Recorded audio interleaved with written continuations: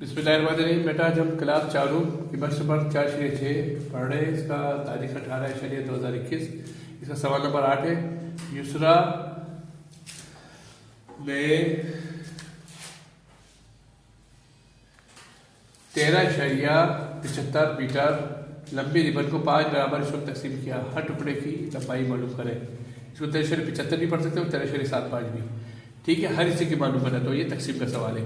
तो रिबन की कुल लंबाई क्या है बेटा? 13.75 है मीटर। टुकड़ों की तादाद 5 है। हर टुकड़े के मतलब एक टुकड़े की लंबाई। तो 13.75 को 5 में तकसीम करेंगे। यहाँ मैंने देखिए तकसीम किया हुआ है। ये मकसूम अलैह, ये खारिज किस्मत और इधर बाकी। अच्छा, अब क्या है?